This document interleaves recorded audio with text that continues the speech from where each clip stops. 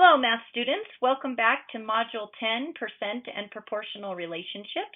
This is Lesson 9, and it is called Problem Solving When the Percent Changes.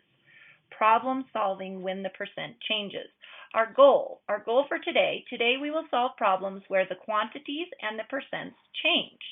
The question that I want you to think about during this lesson is, when do you know that the whole has changed? When do you know when the whole has changed? All right, so things to remember that are going to become very handy for this lesson are part equals percent of whole. Remember that formula that we've been using for quite a bit. And then the second one is use visual models to support your information. So let's go ahead and keep those things in mind as we're working on it, but let's give it a try.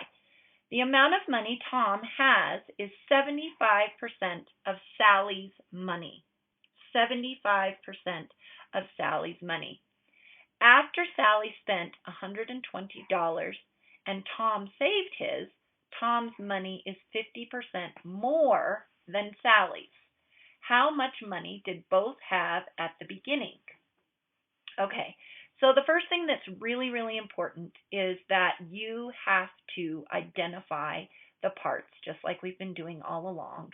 And something else that I like to think about or try is to be very, very careful of what our whole is and how it might have changed. So if we go back to the original statement of the amount of money Tom has is 75% of Sally's money. After Sally spent $120 and Tom saved his, Tom's money is 50% more than Sally's. So to me, if I pay attention to what that looks like, Sally's money is the money that changed. Tom's did not. Okay? And the reason why I could say that is because, yes, Sally had more money in the beginning, but at the end, after she saved her money, that's when we noticed that Tom's amount became more, but it wasn't because Tom's actually changed. It was because Sally's got smaller. And so it's really, really important to pay attention to what is happening with that.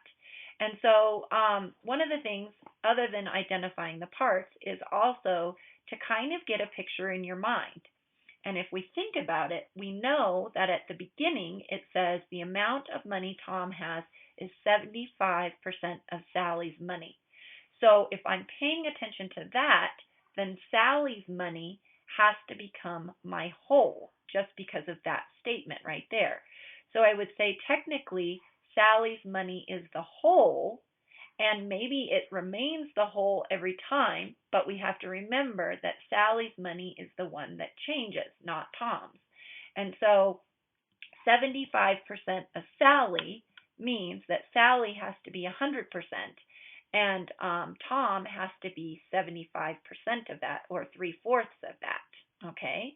And so if we look at it, yes, we do need to remember that possibly Sally's is the whole, right? So we're going to put Sally's money right here. Sally's money is the whole, okay? And then we would say that Tom's money is the part, right? And then it just depends on the situation of figuring out the percent. And what we're trying to do is we're trying to figure out how much money they had at the beginning.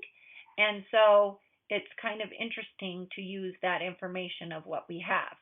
And so at the beginning, we know that it's 75%, and then after something happens, we know that it's 50% more, okay? And so we've got to represent that on our visual models to help us.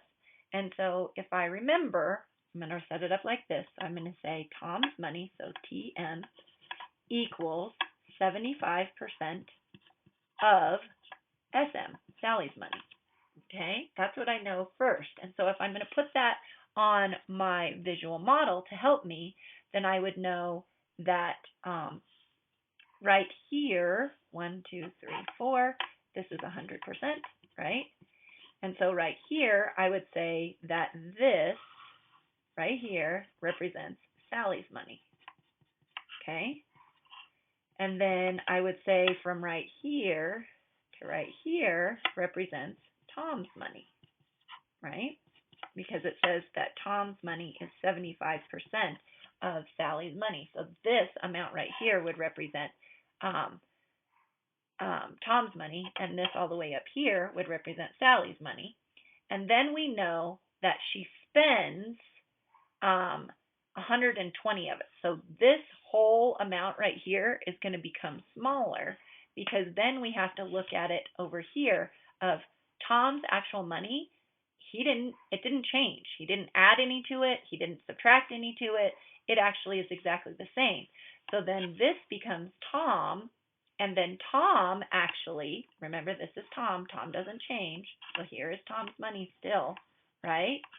But after the change, it now says that Tom is actually 50% more than Sally's. So then what we have to do, 50% is half, right? So if this is Tom's right here, and it says that Tom's money, because Tom's money didn't change, is half, as like he has more by half. So we have to look at what he has right here, and we'd have to say that, okay, well, in our new picture, this picture right here would represent Sally's amount, because that would be half of Tom's. Okay, and that's how it changed. Yes? And so if we remember, this was 75 right here, then Sally's decreased by, if you're looking at your picture, this whole amount right here, right? Because that's how much she spent. And so we would have to say, okay, what was the decrease from here to here? Well, we know it's 120, right? And it says that there are 1, 2.5 sections. So I would say that 120 divided by 2.5, right, which is really this. And so you would say that 25 goes in 100 4 times, which gives us 100. That gives us this. And then 25 goes into that 5 times, which multiplies straight out. And so what we now know is that each section was worth 45, right? And so if we know that each section is worth 45, could we determine what the beginnings amounts of the money are? And so we would look here and we would say, well, this is 45, this is 45, this whole piece is 45, and this whole piece is 45. And so then that tells us, and we're just checking it out to see if it works so far. And so remember, this was the original whole amount. So we would say 45 times 1, 2, 3, 4, right? So that would give us 16, 17, 80, 180, right? So maybe 180 was the beginning amount. So then if that was the case, then we would also say that 45 times 3 is 15. 1, that's 12, 13. So that would be 35. So now we have to check and see if that would work. So we're going to say that 75% of 180 should equal 135. And then we can check our math and see if it works. And so to check it, we would go 75 over 100 times 180 over 1. And so we'd have to take 180 times 75, and that gives us, doing the math really quick, sorry, 56, 5, that's 12, 0, 0, 10, 11, 12, 13, 14, 15, 1, that's 3 here. And so we get on this one, 13500, and we're supposed to divide that by 100. So if we divide by 100, we're left with 135. And so you have just proven that you figured out the math correctly, because we found that Tom's amount would be 135 when Sally's amount was 180. And we were able to find those amounts by paying attention to how it changed. Okay? So going back to that question of what we asked in the very beginning, when do you know that the whole is changed? We knew that the whole changed because Sally actually did something with hers, and we identified Sally as the whole because in the very beginning sentence it says the amount of money that Tom has is 75% of Sally. So we knew Sally was the whole. Okay? And I hope that by looking at everything that we did use the equation. We used the equation at the very end to go back and double check our work. And then we also used our visual models to help show what actually took place and how it changed. Okay? So that's how you can see that visual models are really, really helpful when trying to just identify what's going on. Okay? So, step 3, calculate the change to determine the unknown amount, and that's exactly what we did. All right, so going back to what we have right here, remember, to solve changing percent problems, identify the first whole and then the second whole and use the formula. Okay, and the formula that we were working with was quantity equals percent of whole.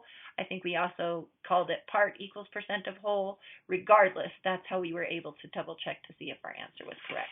And so looking at this, you guys actually did all of the steps and you were successful. Okay? All right, so let's go back to our goal. Today we will solve problems where the quantities and percents change, which is what we did. And we combined the use of the formulas and identifying the parts and the visual models to be successful with determining the answer. All right, kiddos, that's all I have for you today. We'll do some practice problems in class. Talk to you soon. Bye.